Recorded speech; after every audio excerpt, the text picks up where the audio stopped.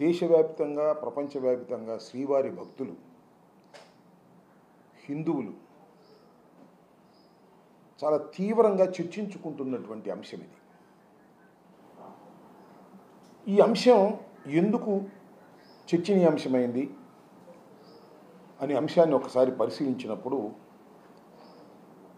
కొన్ని మాటలు చెప్పవలసినటువంటి అవసరం ఉన్నది. దురదృష్టం, రాజకీయ కక్ష కోసం, రాజకీయ కక్ష అంటే ఇక్కడేమి ముసుగులేమి లేవు, జగన్మోహన్ రెడ్డి గారి మీద వైఎస్ఆర్ కాంగ్రెస్ పార్టీ మీద ఉన్న కక్షని తీర్చుకోవడం కోసం చంద్రబాబు నాయుడు గారు అధికారంలోకి వచ్చిన దగ్గర నుంచి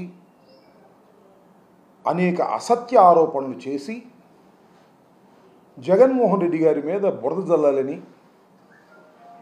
జగన్మోహన్ రెడ్డి గారిని రాజకీయంగా అపాస్పాలు చేయాలనేటువంటి ప్రయత్నం జరుగుతున్నటువంటి అంశాన్ని కొద్దిగా లోతుగా ఆలోచిస్తే ఎవరికైనా అర్థమవుతుంది. మీరు చూశారు, చంద్రబాబు నాయుడు గారు అధికారంలోకి వచ్చిన తర్వాత ఏ విషయం జరిగినా దీనికి జగన్మోహన్ రెడ్డి గారే ప్రధానమైనటువంటి కారకుడు. జగన్మోహన్ రెడ్డి గారు 5 సంవత్సరాలు పరిపాలన చేసినటువంటి పరిపాలన కాలంలో జరిగిన తప్పుల వల్లనే ఇవన్నీ జరుగుతున్నాయి. బుడమేరుకు వరదొచ్చినా, ఏలేరుకు వరదొచ్చినా జగన్మోహన్ రెడ్డి గారి తప్పుల వల్లే జరిగాయి అనేటువంటి మాట. రెండో అంశం, చాలా చిత్రమైనటువంటి ఆరోపణ చేశారు. ఆరోపణ పరంపరలో ఇది ఒకటి. ప్రకాశం బ్యారేజ్ని 3 పడవలు పంపించి ప్రకాశం బ్యారేజ్ని పగులగొట్టి కృష్ణా గుంటూరు జిల్లాలను ముంచేసి జన నష్టాన్ని కలిగించి తద్వారా రాష్ట్రపతి పరిపాలన తీసుకొచ్చి మళ్ళీ తిరిగి జగన్మోహన్ రెడ్డి గారు ముఖ్యమంత్రి కావడం కోసం పన్నిన కుట్ర అనేది ఒక ఆరోపణ చేశారు. దాని మీద విచారణ అన్నారు, దాని మీద కేసులు అన్నారు, 2 అరెస్ట్ చేశారు. సరే, అఫ్కోర్స్ వాళ్ళకి బెయిల్ వచ్చింది.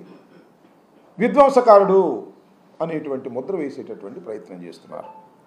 నేను అడుగుతా ఉన్నా, అయ్యా చంద్రబాబు నాయుడు గారు, జగన్మోహన్ రెడ్డి గారు ఓటమి పాలయ్యారు, చాలా ఘోరమేమో ఓటమయ్యారని మీరే చెప్తున్నారు, 11 సీట్లకు పరిమితం అయిపోయాడని చెప్తున్నారు. ఎందుకు మీకు ఇంత కక్ష? ఎందుకు రోజు ఈ రకమైన ఆరోపణలు చేస్తున్నారు? ఎందుకంత భయం మీకు అనే విషయాన్ని ఇక్కడ నేను ప్రస్తావించదలుచుకున్నా. ఈ ఆరోపణల పరంపరలోనే కొత్తగా చంద్రబాబు నాయుడు గారు చేసినటువంటి ఆరోపణ ఇది. ఎంత భయంకరమైనటువంటి ఆరోపణ అంటే, శ్రీ తిరుమల తిరుపతి దేవస్థానం శ్రీవారు వారి సన్నిధిలో తయారయ్యే లడ్డూలో కల్తీ ఉంది, ఆ నూనెలో కల్తీ ఉంది, ఆ నెయ్యిలో కల్తీ ఉంది, అది ఒక అంశం. ఆ లడ్డూకు వినియోగించేటటువంటి ఇంగ్రీడియంట్స్లో కల్తీలు ఉన్నాయి, అది ఒక అంశం. నెయ్యిలో జంతువుల కొవ్వుతో తయారు చేసింది ఒక కల్తీ ఉంది, అది ఒక అంశం. అది మారి అది ముదిరి నాకు చాలా ఆశ్చర్యం వేసింది. ఈనాడులో రాశారు నిన్న, పెద్ద ఎత్తున కల్తీ, పంది కొవ్వు, గొడ్డు కొవ్వు, చేప నూనె ఉన్నాయని నిర్ధారణ చేయలే వాళ్ళే. వాళ్ళు రాసింది కూడా చెప్తా.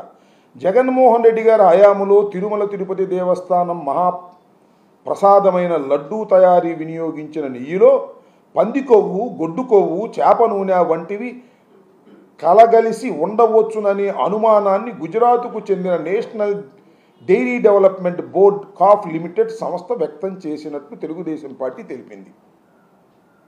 వాళ్ళు ఏం వ్యక్తం చేశారు? అనుమానం ఉందని చెప్పారని వాళ్ళే రాశారు. ఇది ఉన్న విషయం. దీన్ని నాకు అర్థం కావటం లేదు. ఇంత పెద్ద ఎత్తున చర్చకు చంద్రబాబు నాయుడు గారు ఎందుకు పురిగొల్పారు? నిజంగా లడ్డూలో కానీ, ఆ నెయ్యి తయారీ చేసే వాళ్ళలో కానీ ఏదైనా కల్తీ కలిస్తే అది పూర్తిగా నిరూపణ అయిన తర్వాత యాక్షన్ తీసుకోవాలి. మధ్యలో చెప్పాల్సిన అవసరం లేదు. నేను ఇక్కడ ఒక విషయాన్ని చెప్తా. చంద్రబాబు నాయుడు గారు ఎప్పుడు ప్రకటించారు ఇది? మొన్న ఎన్డీఏ ఎమ్మెల్యేల సమావేశం, జనసేన, తెలుగుదేశం, బీజేపీ అందరు ఎమ్మెల్యేల సమావేశం సందర్భంగా మాట్లాడినప్పుడు ఆయన ఒక మాట అన్నాడు, జంతువుల కొవ్వుతో తయారైనటువంటి నూనెను తిరుమల తిరుపతి దేవస్థానపు లడ్డూలో ఉపయోగించారు, ఎంత అన్యాయం అన్నారు. అప్పుడు దాకా ప్రకటించలా. ఎందుకు ప్రకటించారని చర్చకు వస్తే జూలై 23వ తారీఖున national dairy development corporation limited, అదేనా, ఎన్డీడీబీ వాళ్ళు ఇచ్చిన రిపోర్ట్ చదివారు. నేను అడుగుతా ఉన్నా ఇక్కడ సూటి ప్రశ్న, చంద్రబాబు నాయుడు గారిని అడుగుతా ఉన్నా. 2 నెలలు అయింది సుమారుగా ఆ రిపోర్ట్ వచ్చి. ఎందుకు హైడ్ చేశారు ఇప్పుడు దాకా? ఎందుకు దాన్ని బయట పెట్టలేదు? మొన్న మాత్రం ఎందుకు బయట పెట్టారు? నేను జగన్మోహన్ రెడ్డి గారు చెప్పినట్టుగా డైవర్షన్ పాలిటిక్స్ ఆడుతున్నారా? చెప్పండి, నాకు తెలియగలుగుతాను. ఎందుకు ఇప్పుడు దాకా ప్రకటించలేదు? ఇంత పెద్ద అంశాన్ని ఎందుకు ప్రకటించలేదు అని అడుగుతా ఉన్నా. ఇంకొక అంశం ఏమిటంటే, ఇది రిజెక్ట్ చేయబడింది. ఈ ఏఆర్ ఫుడ్స్ అనేవాళ్ళు సప్లై చేసిన దానిలో శాంపిల్స్ తీసుకుంటే ఈ 3 శాంపిల్స్లో అనుమానాలు ఉంటే నేషనల్ డైరీ డెవలప్మెంట్ బోర్డు పంపించారు. వాళ్ళు సర్టిఫై చేశారు. వాళ్ళు సర్టిఫై చేసింది కూడా నేను ఈ సందర్భంగా మీకు చెప్తున్నా.